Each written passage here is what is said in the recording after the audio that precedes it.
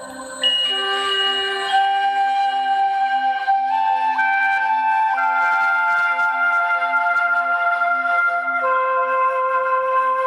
हिंद। पश्चिम बंगाल में एक जगह पड़ती है सुंदरवन। इसे सुंदरवन क्यों कहते हैं, ध्यान से समझिएगा दोस्तों, ये भी यूपीएससी लेवल का क्वेश्चन बनता है। क्यों कहते हैं इसे सुंदरवन, समझिए। इसे सुंदरवन इसलिए नहीं कहते कि यहाँ का वन सुंदर है। सुंदर तो धरती के सभी पेड़ पौधे और हरियाली हैं। इनफैक्ट जंगल सारे के सारे खूबसूरत होते हैं। एक बार दोस्तों इसके लोकेशन को समझते हैं, ये कहाँ है। तो आप कह सकते हैं ये वेस्ट बंगाल में पड़ता है, नियर अबाउट बांग्लादेश के निकट का ये एरिया है। और यहाँ पे एक पेड़ पाए जाते हैं दोस्तों, जिसका नाम है सुंदरी। सुंदरी नाम का पेड़ यहाँ पे पाए जाते हैं सुंदरवन में। खुश हो गए क्या? सुंदरी, सुंदर, अति सुंदर। सुंदरी नाम के पेड़ काफी बहुतायत में यहाँ पे पाए जाते हैं। अब इस पेड़ के कैटेगरी पर भी बात कर लेते हैं, होते हैं ना दोस्तों।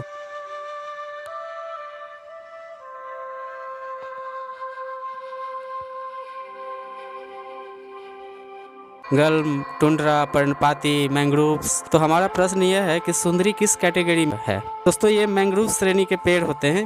मैंग्रोव्स में इसे कंसीडर किए जाते हैं। क्या होता है ये मैंग्रोव्स? यह एक ऐसे पेड़ होते हैं दोस्तों जो जनरली समुद्र के किनारे पाए जाते हैं। भारत के संदर्भ में देखें तो यह दो जगह आपको मिलेंगे। वेस्टर्न तट पे आप देखेंगे दोस्तों तो ये गुजरात में आपको मिल जाएगा, और ईस्ट में अगर आप देखें तो ईस्ट का ये जो बेल्ट है वेस्ट बंगाल का, इसमें ये बहुतायत में मिल जाते हैं। इसकी विशेषता यह है कि ये मीठे और खारे पानी दोनों में ही ये सर्वाइव करते हैं। वरना देखोगे ना, कोई पेड़ या तो मीठे पानी में ही पनप पाता है या तो फिर उसे खारा पानी ही चाहिए, लेकिन मैंग्रोव्स दोनों ही तरह के जलवायु में सर्वाइव कर जाते हैं। इसलिए इसे इको फ्रेंडली भी कहा जाता है। और आपको बता दूं, फ्रेश वाटर यानी मीठा पानी हम मनुष्यों के लिए ऐसे भी काफी कम बच गए हैं। ऊपर से अगर सारे के सारे यही पेड़ पौधे पी जाएंगे तब तो बहुत मुश्किल है भैया। फिर भी एक साइकिल बनी हुई है कि पेड़ पानी पीते हैं, वाष्पीकरण होता है, बादल बनती है, बारिश होती है, अंत में पानी वापस आ जाता है। फिर इको फ्रेंडली इसीलिए कहते हैं। एक बात, ये वो पेड़ होते हैं भारत के बड़े बड़े चक्रवाती तूफानों से सीधा सीधा हमें बचा देते हैं। कौन सी चक्रवात जो सीधा समुद्र की ओर से हमारे देश में आते हैं, उनका पहला सामना पहले इसी मैंग्रोव से होता है। इंडोनेशिया, आंध्र प्रदेश, उड़ीसा तट तक पहुंच जाते हैं साइक्लोन, और इसका सामना यही मैंग्रोव